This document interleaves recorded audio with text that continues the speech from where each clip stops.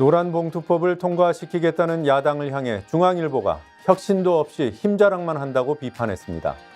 파업 노동자에 대한 살인적인 손배 가압류를 제한하자는 노란봉투법. 사회적 논의가 시작된 지 벌써 10년이 다 돼 갑니다. 2015년 처음 법안이 발의됐지만 19대, 20대 국회에서 연거 후 자동 폐기되고 말았습니다.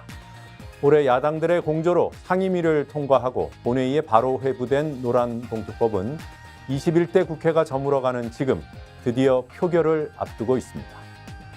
한국 기업들의 손배 가압류 악용 실태는 전 세계적으로 유사 사례를 찾을 수 없습니다. 그래서 살인적이고 야만적이라는 평가를 받습니다. 외국에서는 근거 법률이 사문화된 지도 오래입니다. 국가와 사회 시스템을 세계 기준으로 끌어올리는 것, 메가서울이나 공매도 금지 따위의 총선용 졸속카드와는 비교도 할 수 없는 혁신입니다.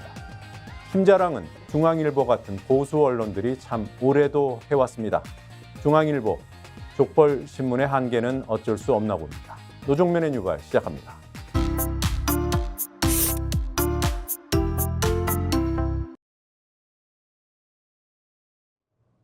네, 오늘 어떤 중요한 뉴스들이 있는지 여러분들과 함께 살펴보도록 하겠습니다. 한겨레 신문 기사 보시죠. 여당의 표퓰리즘 설익은 정책이 남발된다.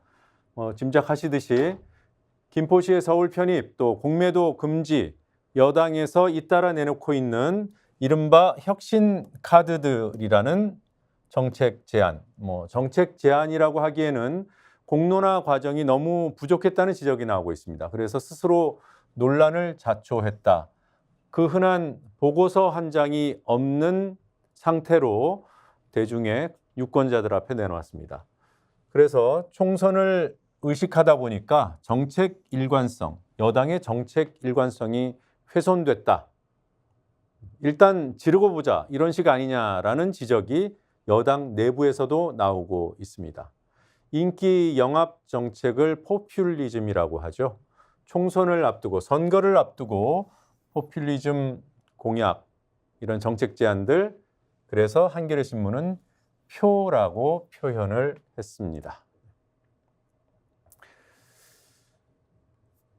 네, 공매도 금지 바로 어제부터 시행이 됐습니다. 지난주 금요일에 한 여당 국회의원의 휴대폰에서 김포에 이어서 공매도 띄울 거다 이런 문자가 카톡 문자가 포착되고 바로 이틀 뒤 당정 고위 협의회가 있었습니다. 그리고 거기에서 결정이 됐어요. 공매도 금지 공식화했습니다. 어제부터 적용이 됐습니다. 어제 증시 과열, 속칭 폭등했죠. 폭등 종목 여기에 대한 투기가 우려되고 작전 거래가 증가할 것으로 우려된다. 어제의 폭등은 일시적인 현상일 수 있다 이런 의견도 있습니다만 하루 이틀 등락을 거듭하더라도 이 공매도 금지 이 재료는 증시를 받쳐주는 재료로서 기능을 한다. 그래서 증시가 단기적으로는 상승할 것이다 이런 전망이 많습니다.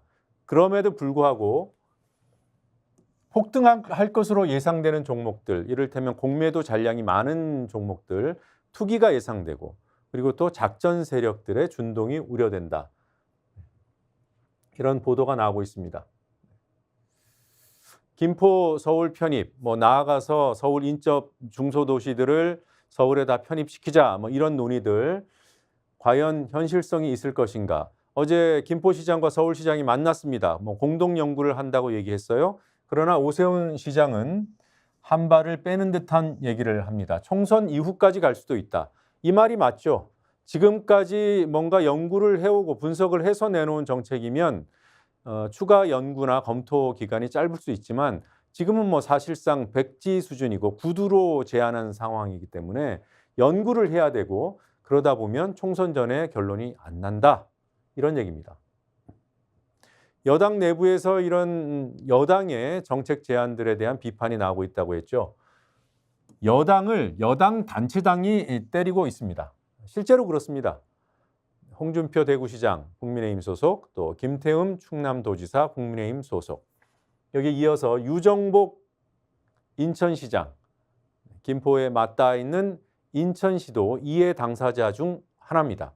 바로 그 인천시의 시장인 유정복 시장이 김포의 서울 편입은 허상이다. 한 발 더 나아가서 매우 강한 어조로 얘기합니다. 정치쇼를 중단하라. 이 여당 소속, 국민의힘 소속 광역단체장이 한 얘기예요. 직접 듣고 확인해 보시죠. 저는 아시다시피 말씀하신 대로 김포에서 군수시장을 10년하고 국회의원을 10년 한 사람입니다. 김포 잘 되기를 바라는 사람입니다. 김포 사람입니다. 그러나 맞는 얘기를 해야 되고 미래를 보고 현실 가능한 얘기들을 해야지 무책임한 정치적인 언사만 쏟아낸다고 해서 일이 되는 건 아닙니다. 김포시의 서울특별시 편입 구상은 실현 불가능한 허상입니다. 선거를 앞두고 법적 근거나 현실적인 검토 없이 국회 만능주의에 입각한 무책임한 얘기로 국민 갈등과 혼란만 일으키는 정치공학적인 접근이자 정치쇼에 불과하기 때문에 지금 멈추는 것이 국가와 국민을 위한 도리다라는 말씀을 드리는 것으로 제 입장을 말씀드렸습니다. 네, 일부 언론에서 이 김포 서울 편입 문제나 공매도 금지 문제 이슈로 띄우기 위해서 안간힘을 쓰는 모습이 보입니다. 그러나 현실은 이렇습니다. 여당 내부도 지금 의견 통합이 안 되고 오히려 분열 조짐을 보이고 있다. 대통령도 지금 바빠요. 연일 민생 행보로 규정 지어지는 일부 언론에 의해서 민생 행보라 불리는 일들을 하고 있습니다. 한겨레 신문은 그러나 이번엔 GTX를 띄운다라고 얘기합니다. 광역철도망 GTX. 대통령이 DEF GTX 노선을 재임 중에 관련 절차 완료하겠다 이런 약속을 합니다. GTX 노선은 ABC 노선이 이미 확정이 돼서 일부는 공사가 들어갔고 일부는 공사를 앞두고 있습니다.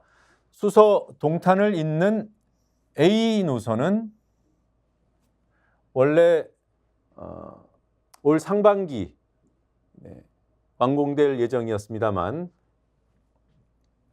내년 3월에 먼저 개통한다. 대통령이 한 말이에요. 내년 3월은 언제입니까? 총선 직전입니다. 또 다른 노선들, 확정되어 있는 노선들 공사 시기도 좀 단축시키고 당기고 노선도 확장한다. 대통령이 힘이 세긴 센가 봅니다. 심지어는 DEF 노선을 재임 중에 모든 절차 완료시켜서 빨리 착공할 수 있도록 해놓겠다. 예비 타당성 조사 이거 하는데도 몇 년 걸리는데 하여튼 임기 중에 공사가 시작될 수 있도록 하겠다. 지금 대선 정국인가요? 대통령이 나서서 이런 선심성 공약이라고 평가될 수 있는 내용들을 내놓고 있습니다. 윤 대통령 바로 이 행사 직전에 갔던 행사장입니다. 비상경제 민생회의라는 행사가 지난 1일에 열렸습니다. 서울의 한 카페에서 열렸고요. 조금 전에 보신 사진도 카페에서 찍힌 거예요. 요즘에 이 카페에서 서민들, 시민들 만나는 것을 즐겨 하시는 모양입니다. 그런데 한 가지 좀 부탁하고 싶은 게 있어요. 대통령의 이 쩍벌 버릇을 고치지 못할 거면 앞에 테이블로 좀 가려줬으면 좋겠습니다. 이건 뭐 격가지였고요. 네. 자, 지난 1일에 있었던 비상경제 민생회의, 서울의 한 카페에서 여러 시민들을 만났습니다. 그 가운데 한 택시기사가 카카오 택시의 횡포에 대해서 하소연을 하고 대통령이 이렇게 얘기합니다. 소위 약탈적인 가격, 이런 걸로 시장을 확장시키고 고객을 확보해서 그 다음에 가격을 높이는 아주 부도덕한 영업 형태를 보이고 있다. 그래서 정부가 제재해야 한다 이런 얘기를 했습니다.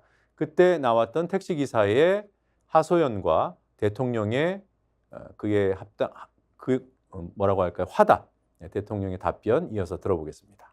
카카오 택시 독점적 지위를 이용한 횡포가 너무 심합니다. 카카오의 그 이 택시에 대한 이 횡포는 매우 부도덕합니다. 독과점의 그 어떤 부정적인 행위 중에서도 아주 부도덕한 행태니까 여기에 대해서는 반드시 우리가 조치 방안을 마련해 주십시오. 네. 여러분 뭐 짜고 치는 고스톱이라는 표현 자주 쓰지요. 방송에서는 잘 못 쓰게 하는데 유튜브 방송이니까 저는 편하게 씁니다. 짜고 치는 고스톱. 카카오 초벌을 요구했던 택시기사 알고 봤더니 대선 때 국민의힘 부산 공동선대위원장이었다. 한겨레 신문이 보도하고 있습니다. 확인된 사실이에요. 본인도 이름을 빌려줬다는 그런 해명을 하면서 공동선대위원장이었다라는 점은 시인을 했습니다. 민주당에서 민생 쇼냐는 질타가 나옵니다. 비슷한 일이 왜 여권에서 자꾸 나오는지 모르겠어요.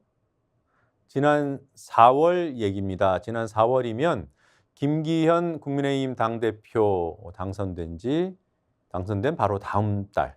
그러니까 당대표가 된 직후에 김기현 대표가 참석하는 행사가 있었어요. 네.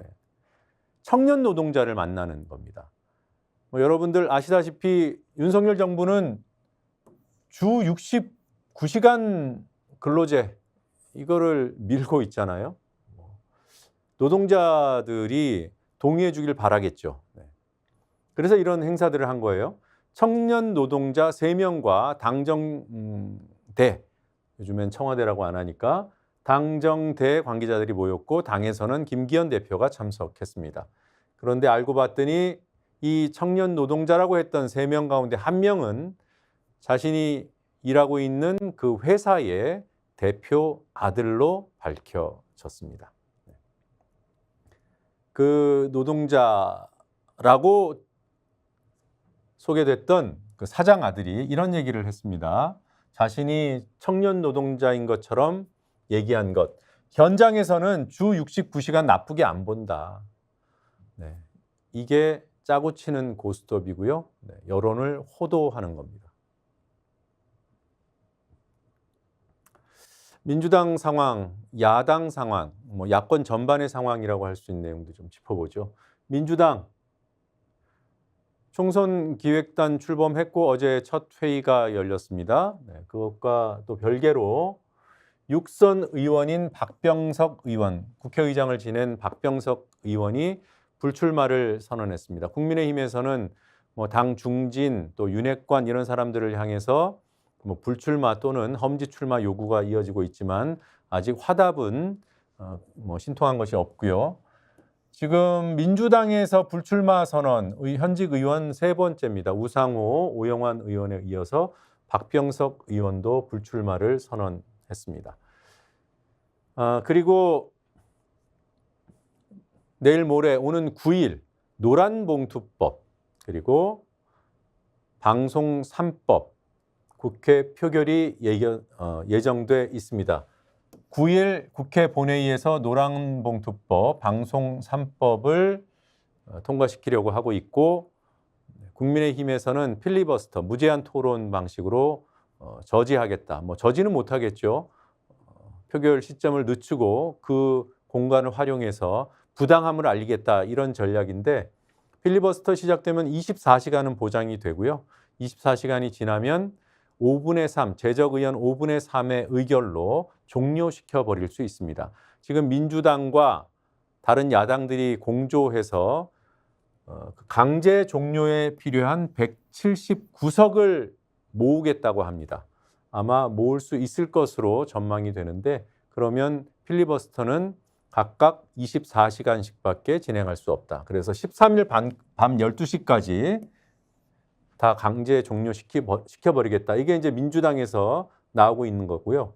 또 한 가지, 여러분 쌍특검이라고 들어보셨죠? 쌍특검. 하도 쌍특검 그러니까 그 용어만 기억에 남고 그게 무엇이었지? 물어보면 답을 잘 못합니다. 워낙 특검할 사안들이 많기 때문이겠죠.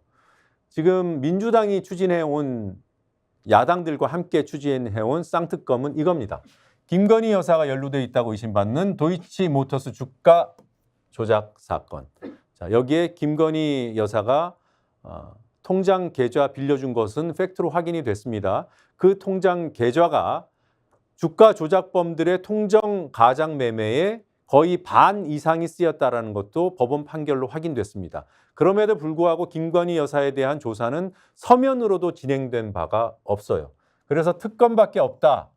이게 야권의 판단입니다. 또 한 가지, 대장동 50억 클럽 관련 특별법. 대장동 관련해서 뭐 이재명이 주인이다 뭐 이런 얘기들을 쭉 해왔는데 진짜 주인을 가려보자 이 얘기입니다. 이 두 가지 특검 법안을 지난 4월에 야당들이 공조해서 패스트트랙 신속 처리 안건으로 지정했어요. 패스트트랙 안건은 반대하는 세력이 있더라도 본회의에 상정될 수 있도록 하는 절차입니다. 신속 처리 안건이라고 하지만 그리 신속하지는 않아요. 8개월이 걸릴 수 있습니다. 최장 8개월. 중간에 국회의장 등의 협조가 있으면은 상황이 바뀔 수 있는데 그래서 4월에 패스트트랙 지정이 됐기 때문에 올해 연말 12월 말에나 통과될 것으로 예상되어 왔습니다. 그런데 홍익표 민주당 원내대표가 한 달 정도 당기겠다고 합니다. 11월 23일이나 11월 30일 또는 늦어도 12월 8일에는 처리하도록 해달라라고 국회의장한테 요청할 계획이라고 합니다. 국회의장이 수락하면 바로 상정하면 돼요. 이게 어떻게 될지도 주목됩니다. 그래서 이 내용을 보도하고 있는 신문 제목, 동아일보 신문 제목은 쌍특검법 이르면 이달 23일 본회의에서 처리될 수도 있을 것이다. 민주당 계획대로라면 늦어도 12월 8일, 국회의장이 협조 안 하면 12월 말 이렇게 처리됩니다. 하나 더 있습니다.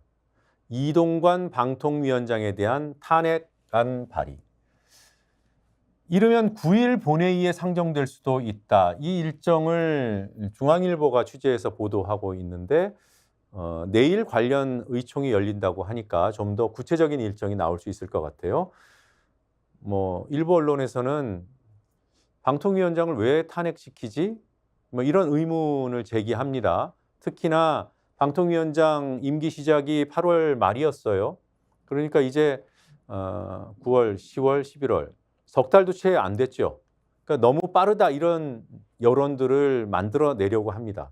중요한 거는 이동관 위원장이 취임한 이후에 탄핵당할 만한 일, 그러니까 위법, 헌법 또는 법률을 위반한 사실이 있는가, 이게 핵심이죠. 지금 야당에서는 공영방송 이사를 해임하는 과정에서 위법 요소가 있을 수 있다 이렇게 지적하고 있고, 그리고 방심위가 법적인 근거가 의심스러운 인터넷 언론 심의를 지금 추진하고 있는데 그 과정에서 방통위와 협의했다는 내용을 방심위원장이 실토를 했어요. 그것도 국회에서. 그래서 그 불법 협의를 진행한 의혹이 제기되고 있습니다. 그런 등등의 사유로 이동관 방통위원장에 대한 탄핵이 필요하다 이런 의견이 나오는 거죠.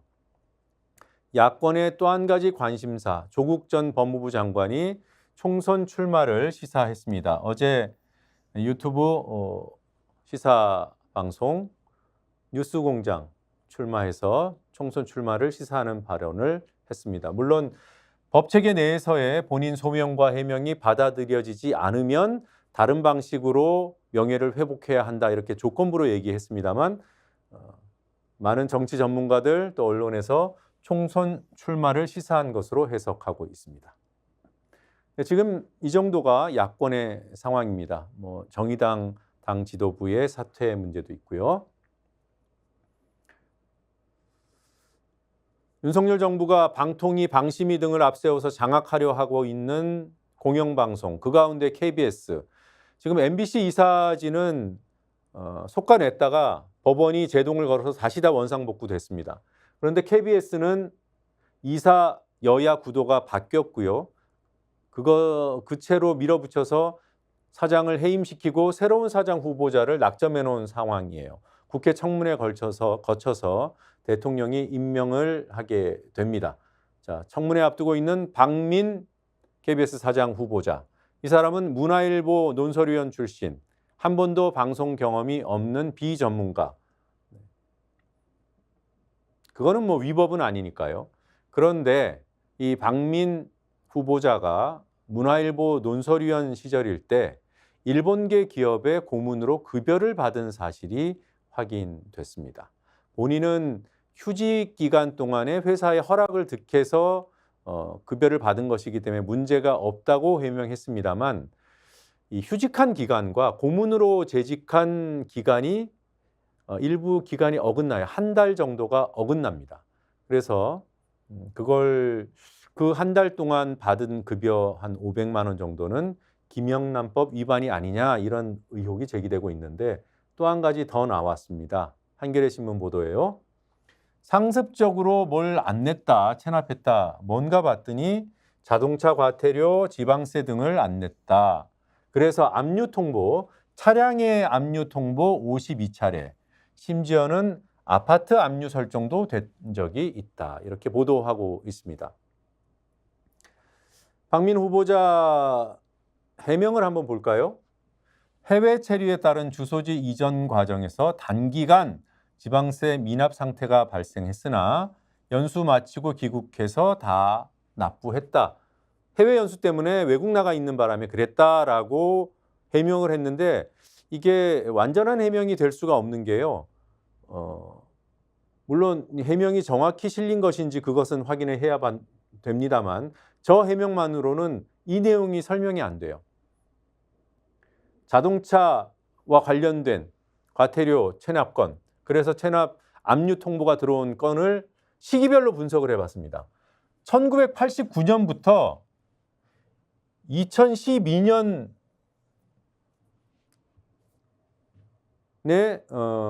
장만한 차량, 그러니까 이게 언제까지? 거의 뭐 최근까지예요. 예. 1989년부터 최근까지 각 시기별로 2건, 뭐 15건, 23건, 12건 이런 식으로 수십 년에 걸쳐서 나타난 현상이에요. 해외 연수를 수십 년 갔으면은 문화일보 편집국장은 언제 했고 논설위원은 언제 했을까?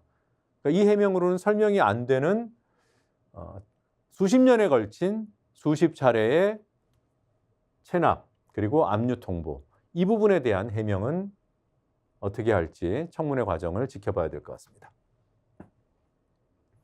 조금 전에 잠시 말씀드렸습니다만 방심이 위법이라는 지적이 여기저기서 나오고 방심이 내부의 법무팀에서도 방심위의 심의 대상이 아니라고 얘기했던 인터넷 언론.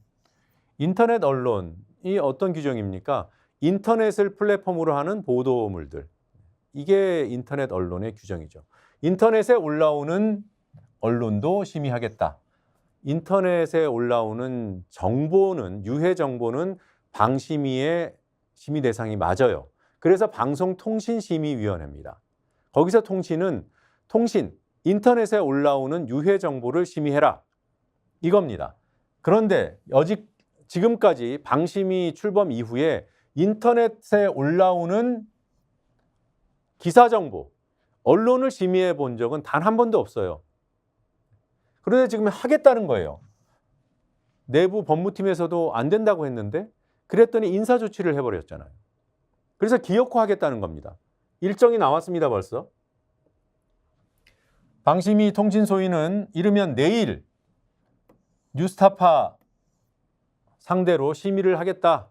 뉴스타파는 불법적 검열에 굴종하는 선례를 남기지 않겠다며 출석을 거부하고 있습니다. 자, 이게 합법이면 뉴스타파가 제재를 받아야 되는 거죠. 그렇죠? 불법이면 방심위가 책임을 져야 되는 거죠. 방심위는 민간 독립기구고 방심위의 장은 그래서 탄핵의 대상은 아닙니다. 그러나 이 민간 독립기구이기 때문에 정부기관인 방통위의 지시를 받거나 사전 협의를 통해서 중요 사항을 결정하면 위법이에요.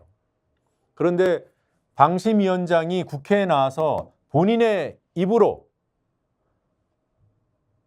이 가짜뉴스 심의하고 인터넷 언론 심의하는 과정, 이런 내용을 실무 협의를 했다고, 그것도 긴밀하게 협의를 했다고 실토했습니다. 내부에서도 실토하고 국감장에 와서도 시인을 했어요. 그리고 아까 인터넷 언론은 인터넷 플랫폼에 올라오는 기사 형태의 정보들, 인터넷 언론, 그건 MBC가 인터넷에 올려도 인터넷 정보로 방심위가 보겠다는 거고, 조선일보가 올려도 그런 거죠. 신문이든 방송이든 원래 인터넷 매체든 관계없이 인터넷 플랫폼에 올라오는 보도를 심의하겠다. 이러면 그것이 위법이든 아니든 논리적으로는 성립이 됩니다. 그런데 방심위는 어떤 입장이냐? 소위 말하는 메이저 언론의 인터넷판은 보지 않겠다는 거예요. 메이저 언론, 조선일보 등등의 메이저 언론은 가짜 뉴스를 만들어낼 우려가 없기 때문에 안 본다. 실제로 그렇게 얘기를 했습니다. 워낙 우스꽝스러운 답변이어서 그 이후에 원칙적으로는 다 볼 수 있다 쪽으로 입장을 바꿨습니다만, 국회에서 국회의원 질의를 받는 내내 본인이 무슨 답변을 하는지도 몰랐는지 그런 우스꽝스러운 답변을 이어갔습니다. 국회에서 있었던 인터넷 언론의 대상에 관한 얘기, 그다음에 방통위와 어떻게 협의를 했는지 이와 관련된 내용들 좀 길지만 끝까지 들어보시겠습니다. 조선일보나 중앙일보 등 페이퍼 신문도 인터넷판은 정보통신망을 통해서 전송되기 때문에 방송통신심의위원회에서 심의하겠다. 그런 취지시죠? 굉장히 과도한 해석이고요. 아니야. 또 한 가지. TV 방송 있지 않습니까? 예. 유튜브에 나오죠? 예. 유튜브에 나온 정보통신망이죠? 지금은 TV 방송의 경우 유튜브에 나오는 건 저희들이 해당이 되지 않고 있습니다. 아니, 왜 정보통신망에서 돌아가는 건데 지금 망법을 확대 해석하셔가지고 예. 법률 자문을 받아보니까 정보통신망을 통해서 움직이는 모든 데이터, 영상은 방심을 할 수 있다고 판단하신 거 아닙니까? 근데 가짜 뉴스에 우려가 있는 컨텐츠의 경우에서 선택적으로 하지 마시라니까. 예. 기계행정기관에서 왜 이렇게 자의적 선택적으로 합니까? 행정을 누구 마음대로 자기 마음대로 합니까? 이 가짜뉴스 심의 전담센터 누구의 의안입니까? 누구의 의안 제안입니까? 어느 분이 제안하신 겁니까? 그건 처음에. 저희들이 실국장 회의에서 의견을 모은 겁니다. 이게 아니 그래도 회의를 하시려면 위원 중에 한 분이 제안을 하셔야 되잖아요. 위원장님 제안하신 건가요? 아닙니다. 그게 어떻게 누가 제안을 하기보다는 우리가 지금 회의 거쳤습니까? 예, 긴급한 사회 현안이 있어가지고. 아니 회의 거쳤어요? 예, 그렇습니다. 일반 의결입니까? 서면 의결입니까? 이거는 우리 실국장 회의는 따로 의결 사항이 없습니다. 우리 아니 이 내부 위원회에서 결정하셨을 거 아니에요? 아닙니다. 방심위에서. 이거는 저희 실국장 회의에서 그냥 사무처장이 알아서 했습니까? 아니요, 위원장 주재라는 실국장 회의에서 결정한 내용입니다. 위원장 그러니까 위원회에 예. 붙이지 않고. 예, 이거는 그럼 위원장님이 책임 있게 하셨네? 예, 그렇죠. 예. 9월 19일 오전 10시 33차 방심위 유일임 위원장, 저희들이 가짜뉴스에 대한 신고 창구를 만들기로 한 것은 방송통신위원회하고 긴밀한 협의를 거쳐서 결정한 것이고, 이렇게 말씀을 하세요. 위증하신 거 맞죠? 이 회의 자료에 보니까 제가 일부러 처음부터 다 봤어요. 그랬더니 방송통신위원회하고 긴밀한 협의를 거쳐서 결정한 것이 맞다. 결정한 것이다라고 위원회 내에서 설명을 합니다.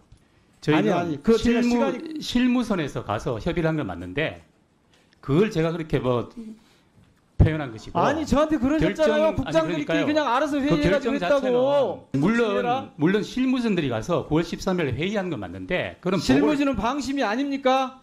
아니 그러니까 저희 직원이 두 분만 방심이고 방통이고 그러세요? 직원이 방통위에 가서 좀 실무진을 억지 협의한 쓰지 걸 마세요. 맞습니다. 위증한 것도 위중한데 예, 그런데 이제 위증에 위증을 계속하려고 그러시는 거예요. 지금. 심의센터 네, 언론을 향한 탄압, 검찰 수사를 통해서도 이루어지고 있습니다. 몇 차례 말씀드린 대로 다수의 언론사 그리고 다수의 기자들을 향해서 압수수색이라는 강제 수사까지 동원되고 있는 상황입니다. 압수수색 영장은 수사의 중요한 수단임과 동시에 또 피의자 입장에서, 수사 대상자 입장에서는 일종의 권한 침해가 될 수도 있는 부분이기 때문에, 권리 침해가 될 수 있는 부분이기 때문에 법원이 꼭 심사를 하도록 되어 있습니다.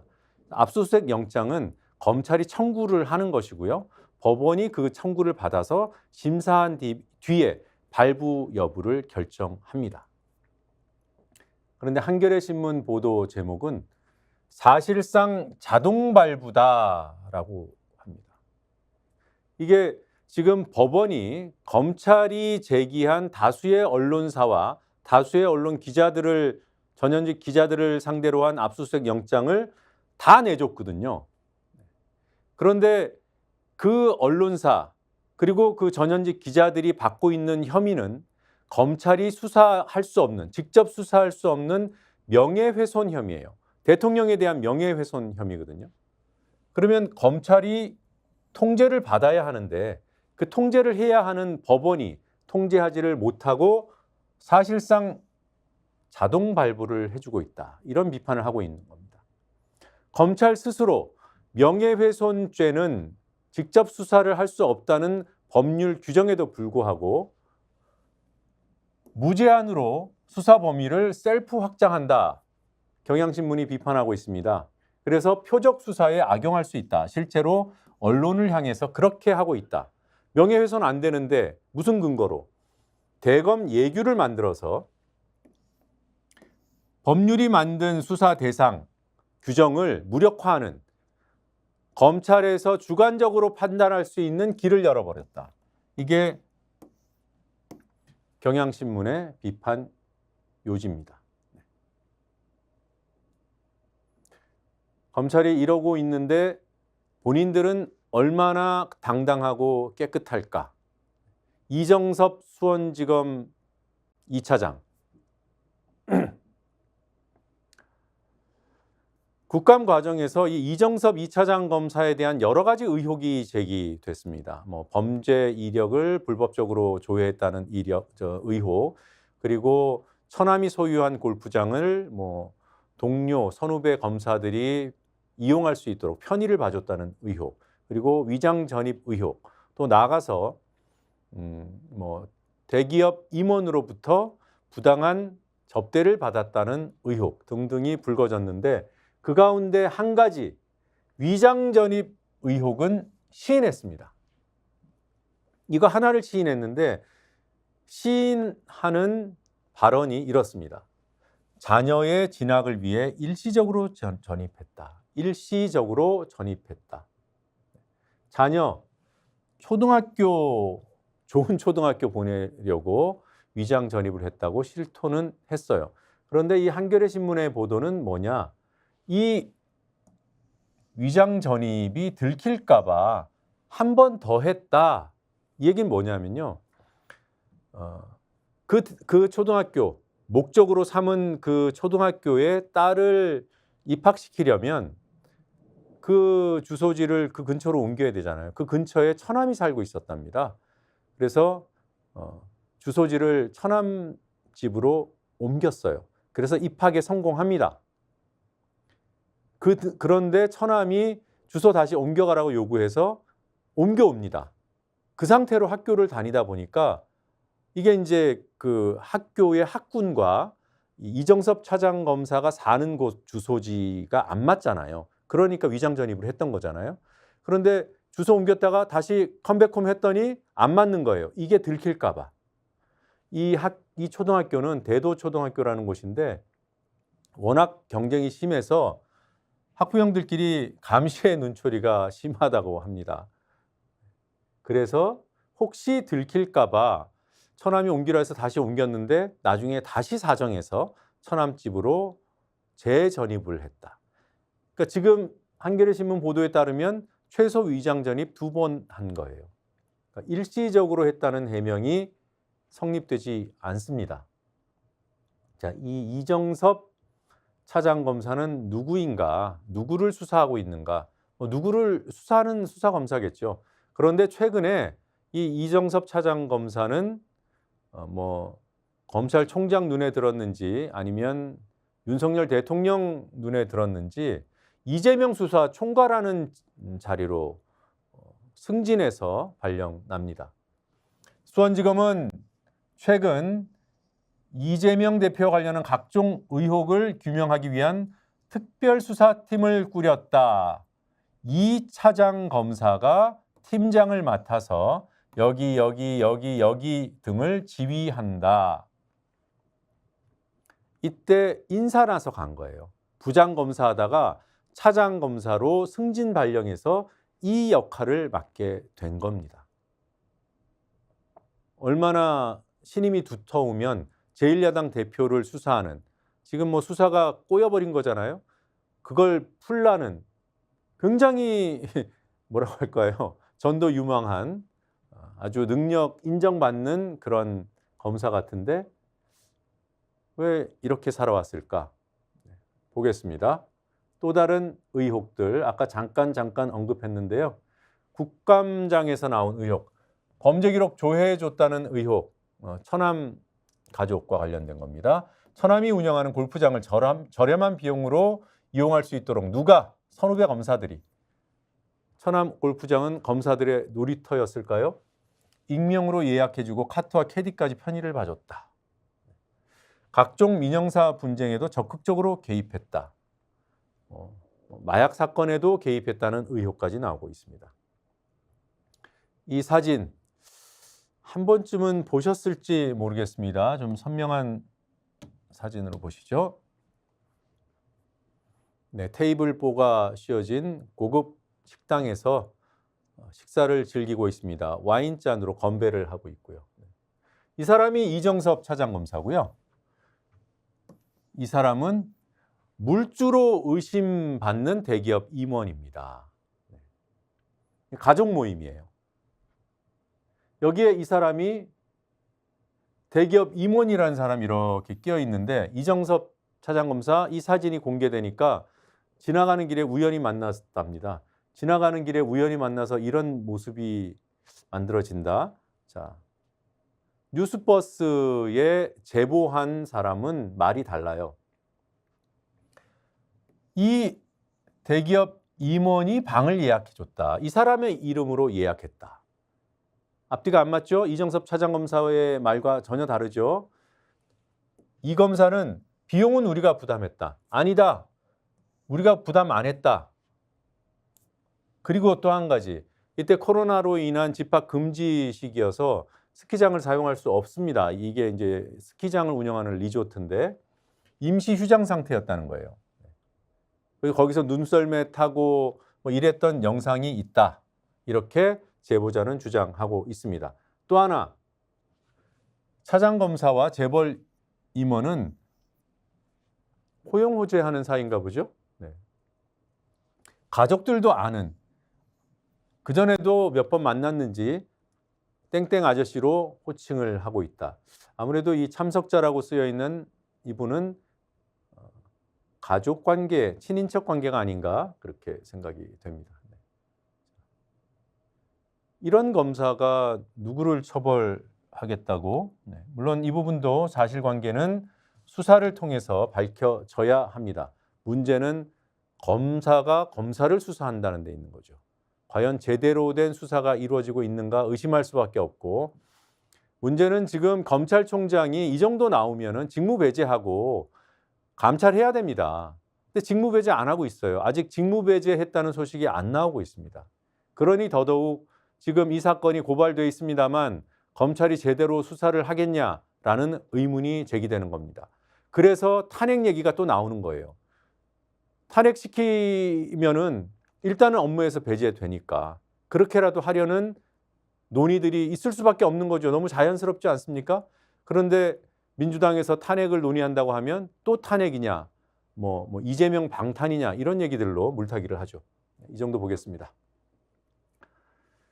어제 이 시간에 최상병 순직 사건, 해병대원 최상병 순직 사건, 죽음으로 몰아간 책임 있다고 비판받고 있는 임성근 해병대 1사단장이 징계 또는 징계성 인사발령은 고사하고 요직으로, 합참 요직으로 인사발령 날 것이다. 이런 동아일보 보도 전해드렸습니다. 동아일보가 그 인사가 막판에 철회됐다라고 보도하고 있습니다. 여론이 악화됐기 때문에 합참 요직으로는 못 보내고 연수 발령을 했답니다. 연수하면 뭐 검찰이 연수원 가고 뭐 이렇게 하면 대단한 불이익을 받은 것처럼 얘기하잖아요. 네. 그런데 지금 이 사람들은 단순히 인사로 조금 더 좋은 자리, 나쁜 자리 이렇게 가릴 사람들이 아니죠. 문책을 해야 되고 형사처벌을 해야 됩니다. 특히 임성근 사단장은 박정훈 대령이 수사단장 할 때 기소하려고 했던 사람이잖아요. 관련된 장성들 모두 누구도 문책을 당하지 않았다. 해병대 사령관 유임, 당시 국방비서관 오히려 별이 하나 더 붙었습니다. 진급했습니다. 이게 아직 현실이다. 대통령이 바뀐다, 뭐 민생을 챙긴다 하지만 이런 정의가 바로 서야 하는 곳이 전혀 관심 대상에도 오르지 않고 있다. 오히려 더 잊혀지고 있는 것이 아닌가 이런 우려가 듭니다. 오늘 중요 뉴스들은 이쯤 보겠습니다.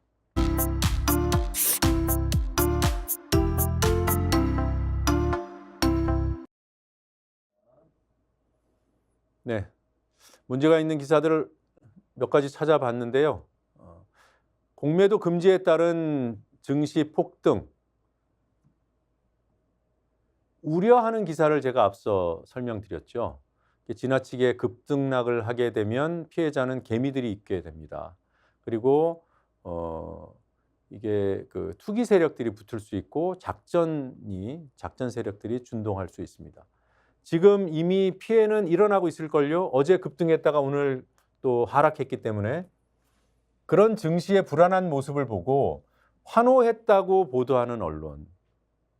얼마나 경솔합니까? 이건 더 나아가서 정부 여당의 공매도 금지 정책이 시장으로부터 환호를 받고 있다, 박수를 받고 있다라는 정치적인 평가로 판단될 수 있어요. 매우 위험합니다. 그래서 대부분의 언론들은 어느 정도 올랐다, 뭐 급등했다, 폭등했다 이렇게 쓰거나 아니면은 비판적인 논조로 씁니다. 국민일보 볼까요? 서프라이즈. 서프라이즈가 가치 중립적이다? 뭐 그럴 수 있습니다. 소제목에서 모처럼 환호했다. 똑같이 환호라는 표현을 쓰고 있습니다. 지금 한국일보와 국민일보의 기사 설명드렸는데 다른 기사들은 어떨까? 이런 기사들이 제가 볼 때는 정상적인 기사입니다. 실적과 전망과 무관하게 폭등해버린 거잖아요. 그러니까 주가가 흥분했다. 증시가 과열됐다. 이런 지적들을 해줘야 되는 거죠. 외국인 투자 자금이 이탈할 수 있다. 어제 외국인들이 모처럼 순매수를 했습니다. 사들인 주식이 더 많았어요. 왜? 공매도를 이미 했던 그런 외국인 세력들이 더 올라가면 손해를 보기 때문에 이른바 쇼트 커버링이라는 걸 합니다.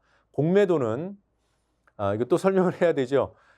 저도 사실은 잘 몰라서 공부해서 여러분들께 알려드리는 겁니다. 공매도는 특정 종목이 떨어질 것 같아요. 하락할 것 같아요. 근데 저한테 그 주식이 없어요. 예를 들어서 10,000원짜리 주식이 곧 막 떨어질 것 같아요. 그래서 제가 증권사로부터 그 주식을 빌립니다. 10,000원짜리 주식을 빌려요. 그런데 돈을 주고 빌리는 게 아니라 그냥 한 주를 빌려오는 거예요. 나중에 한 주를 갚으면 돼요. 어떻게? 자, 이 한 주 10,000원짜리 주식을 갖고 와서 빌려와서 팔아요. 그럼 내 손에는 10,000원이 생기죠. 근데 이 주식이 5,000원까지 떨어지네요. 그때 이 10,000원으로 5,000원짜리 주식 하나를 사요. 그럼 얼마가 남습니까? 5,000원이 남아요. 산 주식 하나는 증권사에 갚아요. 이해되십니까? 이게 공매도예요. 그런데 그러니까 빌 공짜에 판다. 없는데 판다는 거죠. 근데 그렇게 해서 공매도를 했는데 주식이 막 올라가요. 그러면 손해보는 겁니다. 어차피 비싼 주식을 사서 갚아야 되기 때문에. 그래서 더 올라가기 전에 급히 매수를 하는 것. 빌렸던 주식을 다시 내 손에 넣어야 되니까 그거를 다시 급하게 되사는 것을 숏 커버링이라고 합니다. 그것 때문에 외국인이 순간적으로 매수를 했지만 중장기적으로는 투자금이 이탈할 수밖에 없다. 증시 전문가들의 공통적인 전망입니다. 그리고 폭등하는 종목들을 보면 알 수 있어요. 공매도 잔량이 많은 것들. 그런 것들 매수가 들어오기 때문에 올라갈 것으로 예상할 수 있어요. 공매도 잔량 다 확인되는 거거든요. 그러니까 투기 세력이 붙을 수 있다. 또 공매도가 없는 주식으로 작전을 합니다. 주가 조작을 합니다. 그러니 공매도가 전면 금지됐으니까 작전 세력이 더 늘어날 수 있는 거죠. 이런 곧 닥쳐올 우려들, 이런 것들을 짚어줘야 할 언론이 환호했다라고 하면 안 된다는 겁니다. 환호.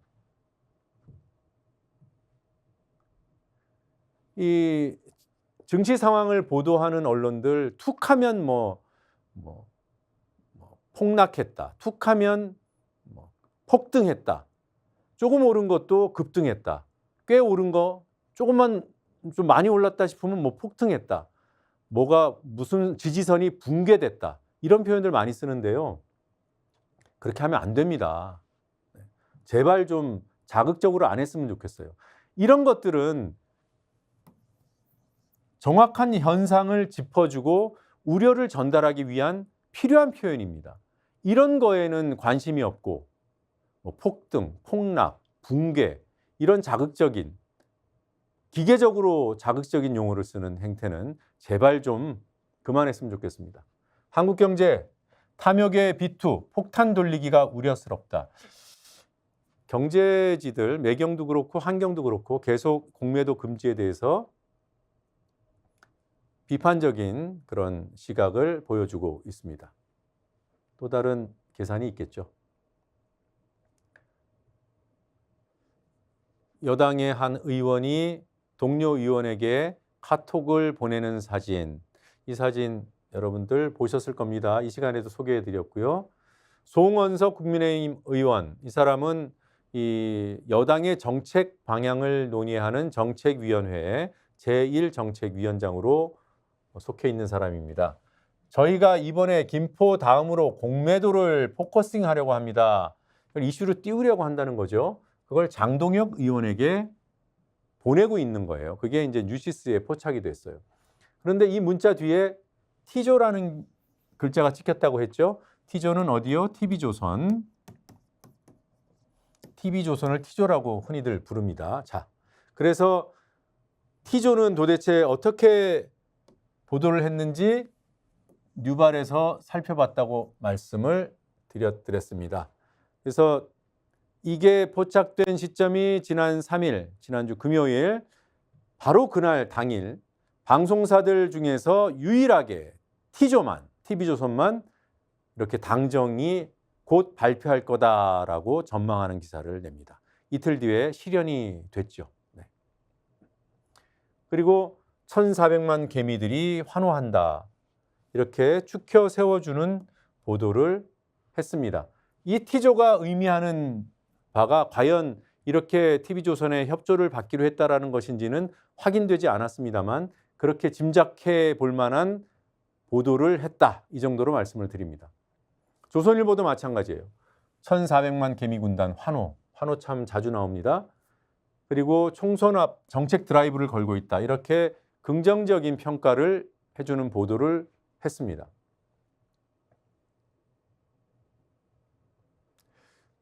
시계를 2년 반 돌려보겠습니다. 2021년 2월. 문재인 정부 때죠. 네. 그리고 그 시기가 4월에 서울시장, 부산시장 두 광역단체장 보궐선거를 앞두고 있던 시점이에요. 그리고 이때는 2021년 2월은 지금처럼 공매도가 한시적으로 금지됐던 시기입니다. 코로나 때문에 경제가 위축되고 증시가 하락장이 이어지니까 공매도를 한시적으로 금지시켰어요. 근데 이때 그 한시적으로 금지했던 기간이 거의 도래했을 때 금융당국에서, 그러니까 문재인 정부에서 이 기간을 늘리겠다 이러고 있던 때예요. 그래서 결과적으로 5월까지 늘립니다. 5월 초까지. 이게 무슨 의미입니까? 지방선거, 그러니까 서울시장, 부산시장 보궐선거 직후까지로 공매도 금지 기간을 늘려주는 거죠. 그때의 조선일보 보도가 어땠나? 자, 총선을 앞두고 총선 직후 내년 6월까지 공매도가 한시적으로 금지되는 거거든요. 상황이 똑같죠. 총선 이후까지 공매도 금지한다. 보궐선거 직후까지 공매도 금지한다. 이 프레임이 똑같습니다. 지금은 조선일보가 어떤 언론보다도 우호적으로 보도하고 있어요. 그런데 2년 반 전의 조선일보는 사뭇 다릅니다. 또 연장해? 이런 의문을 제기하면서 공매도 금지는 글로벌 스탠다드에 어긋난다 라고 지적해주고 있습니다.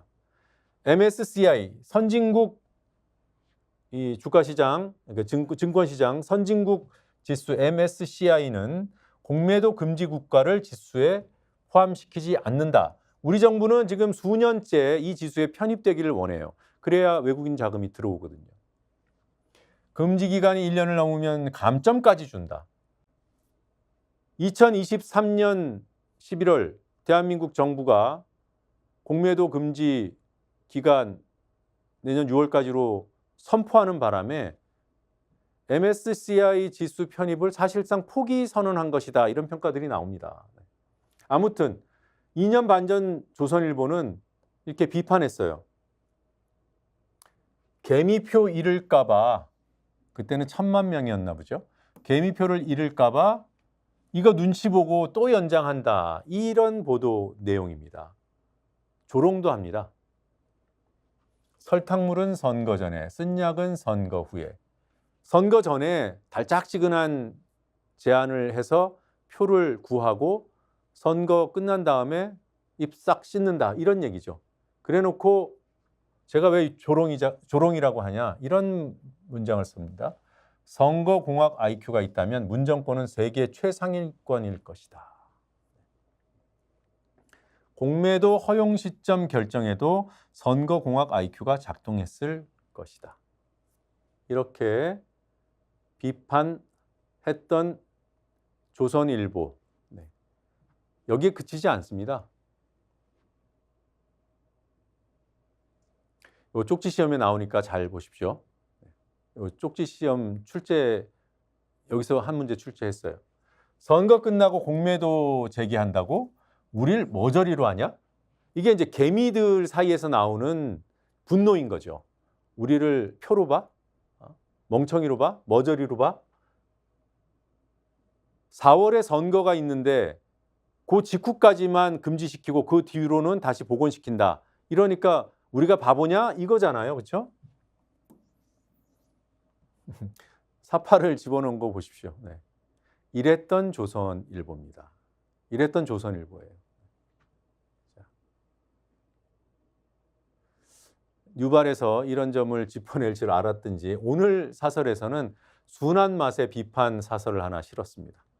위기도 아닌데 공매도를 금지하는 거, 그런 요 정도로 비판하면서 제도를 수술해서 순기능은 살려라 이렇게 얘기하고 있습니다. 이른바 순한 맛 비판. TV조선도 마찬가지예요. 외인 자금 이탈 우려되고 있다. 이 정도로 보고요. 자, 사설 2개 더 살펴볼 건데요. 먼저 조선일보 사설 하나. 이동관 방통위원장을 민주당에서 탄핵할 수 있다 이런 얘기가 나오니까 취임 석 달도 안 됐는데 라고 문제 제기하는 게 조선일보입니다. 아까 말씀드린 대로 취임 이후 기간이 얼마인지는 중요하지 않죠. 3일이면 어떻습니까? 불법을 하면 탄핵 요건이 성립이 되면 탄핵시켜야죠. 더 나아가서 이 불법이 있었음을, 위법이 있었음을 인정하고 사과한다면 기회를 더 줄 수 있어요. 그런데 아니라고 박박 우기잖아요. 그런 적 없다고. 그런데 내버려 둬야 된다? 그래서 더 만약에 그 위법이 맞고 그 위법 상황이 더 연장된다면 조선일보가 책임질 겁니까? 아까 방심위는 조선일보는 심의 안 한다고 하니까 안심하는 거예요? 민주당의 방송 중립은 자신들 편드는 방송 만들기와도 같다. 이동관 탄핵을 이런 식으로 비판하고 이동관을 두둔하는 거는 자기 편드는 방송, 조선일보 같은 방송, 언론 만들기가 같다. 이런 얘기도 성립되는 거잖아요, 그러면. 취임한 지 석 달도 안 돼 법을 어길 시간도 없었을? 기자가 없었을이 뭡니까? 네? 취임한 지 석 달도 안 돼 법을 어길 시간도 없었을? 그러면 한 3년 되면 법을 어겼을 수 있고, 예? 사흘 아니라 30분이라도 법을 어길 수 있죠. 방통위원장의 탄핵을 거론하는 것도 같은 뜻일 것이다. 뭐가 같은 뜻이에요?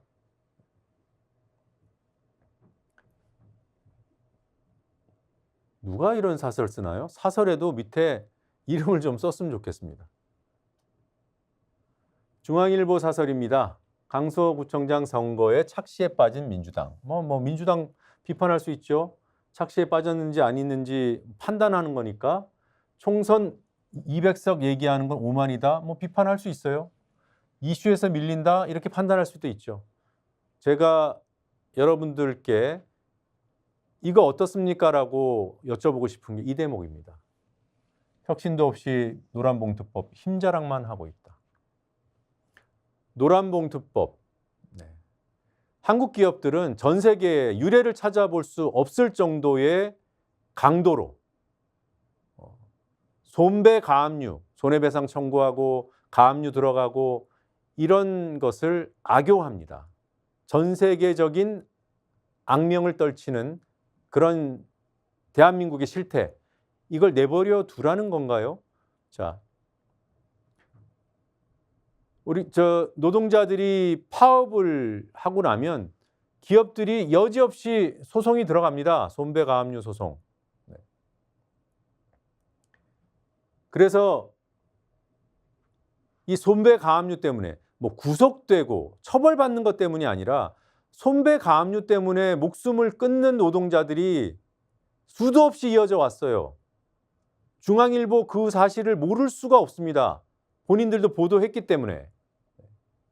그래서 손배가압류는 살인적이다, 야만적이다 이런 평가가 따라 붙습니다.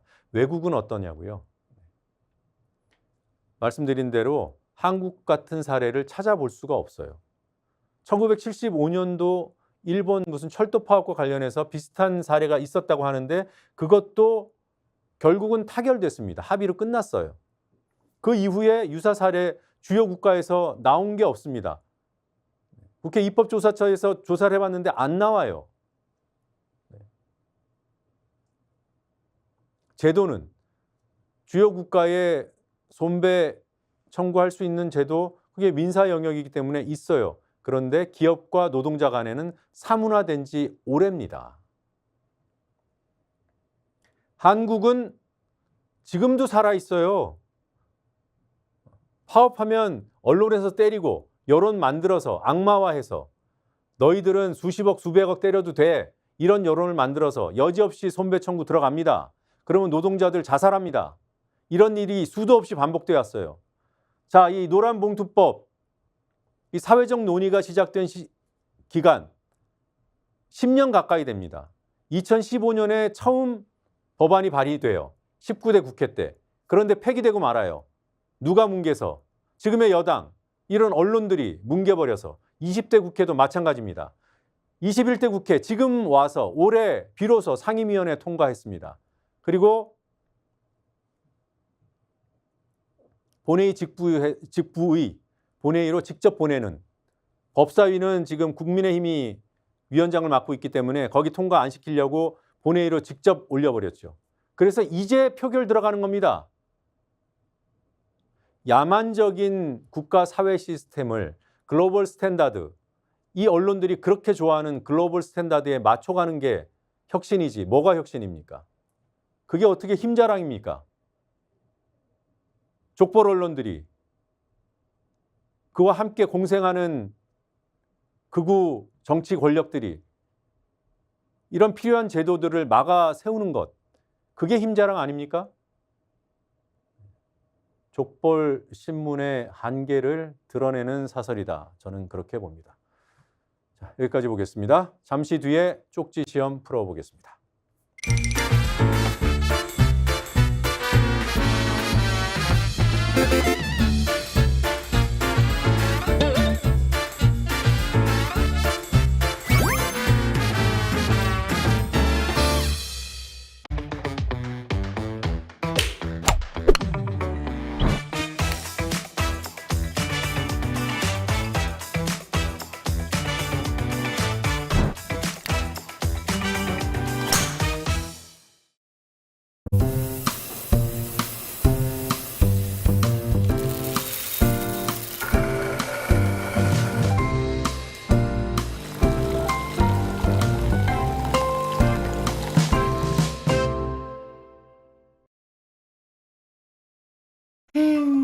회식은 좋은데 술이 걱정이네. 술 걱정 말고 술 편한. 어허. 제가 술이 약해서. 술 걱정 말고 술 편한. 오호!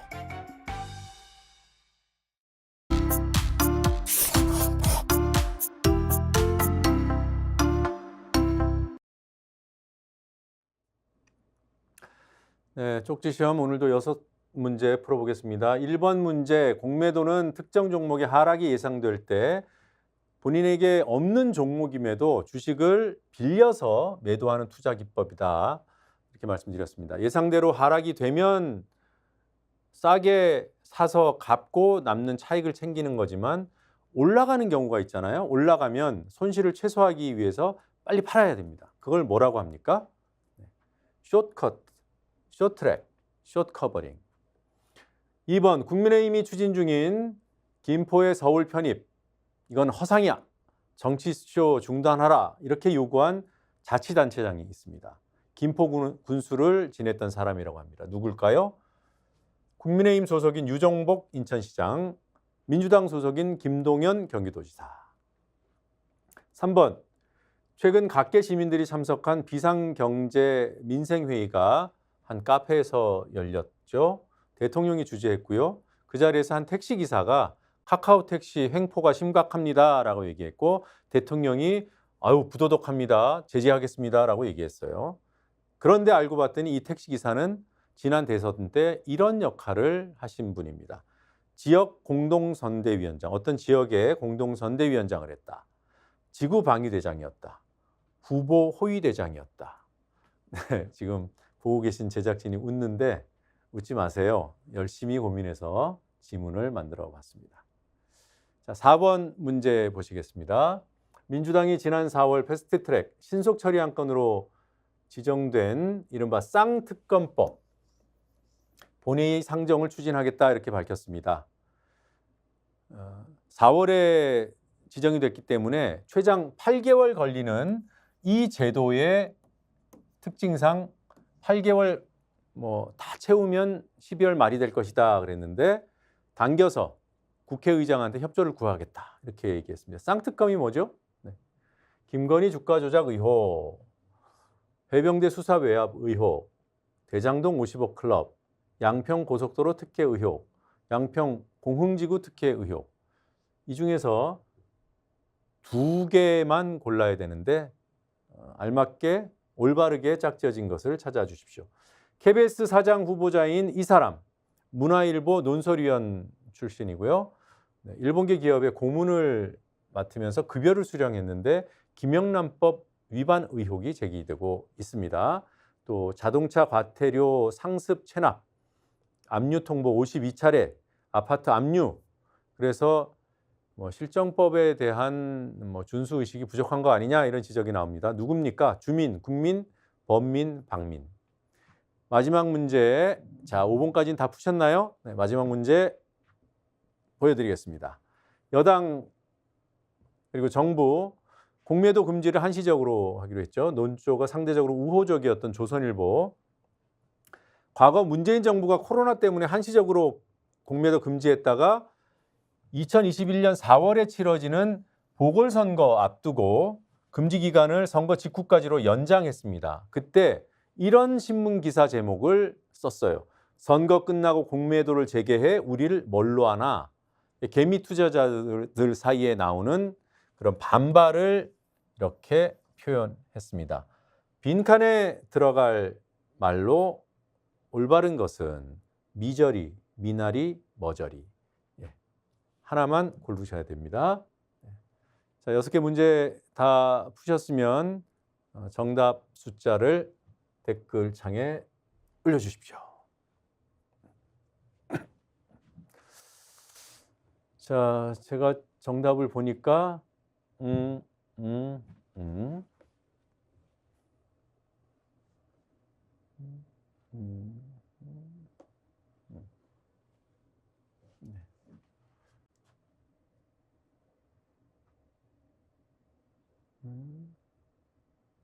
네. 312-243과 311-143 있고요. 네. 대체로 311, 243과 311, 143 이렇게 갈리네요.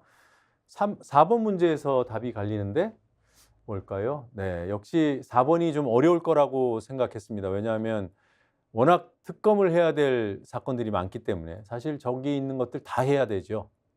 그중에서 2개만 고르라고 하니까 문제가 어려울 수밖에 없습니다. 그래도 정답은 쌍특검으로 불리는 것을 좀 찾아야 되는 거니까 정답은 2번입니다. 그래서 311, 243이 정답인데요. 어느 분이 제일 먼저 올리셨나요? 심은정님, 설마 머저리가 문제 나올 줄은. 네. KBS 사장은 범민이 최고다.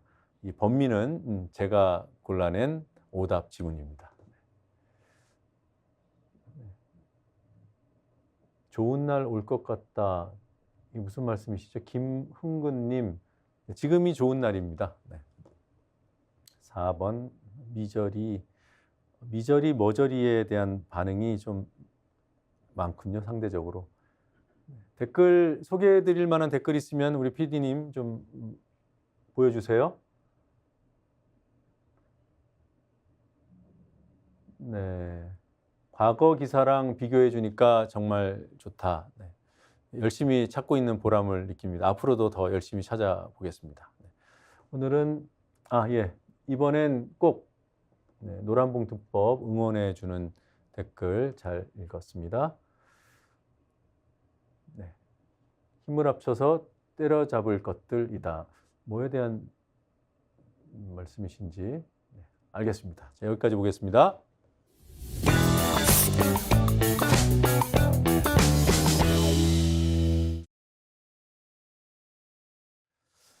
네, 통신문 발송하겠습니다. 인권위원회, 국가인권위원회와 관련된 내용입니다. 이런 문구로 정리를 해봤습니다. 이런 인권위원 괜찮습니까? 대체 누가 추천하고 임명했는지 여러분들께 질문하고 이런 문제의식을 여러분들과 공유하고 싶습니다. 한국 옵티컬 노조. 회사가 노조 쟁의행위 한다고 물을 끊어버렸어요. 단수를 해버렸어요. 이 문제를 호소하는, 피해 호소하는, 그래서 인권위를 찾아간 사람들한테 이 사람, 이충상 인권위원, 판사 출신, 변호사 출신인 이충상 인권위원이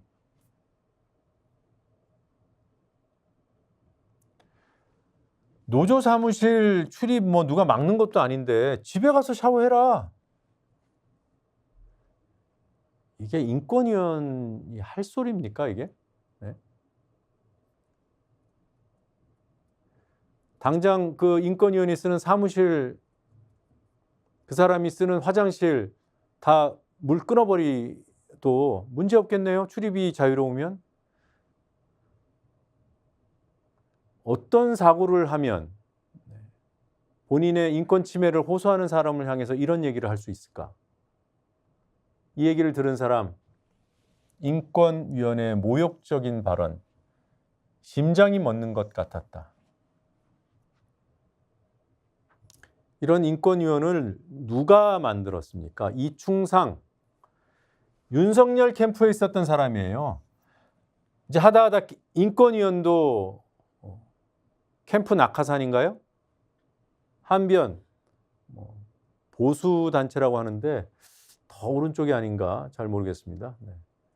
국민의힘에서 추천하고 윤석열 대통령이 임명했습니다.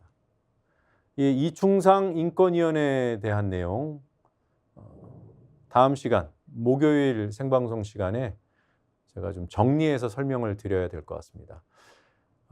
이 진짜 들으면 정말 저런 말을 했을까 싶은 어록이 여럿입니다. 한번 제가 모아서 여러분들께 일목요연하게 설명드리겠습니다. 자, 오늘 여기까지 보겠습니다. 고맙습니다.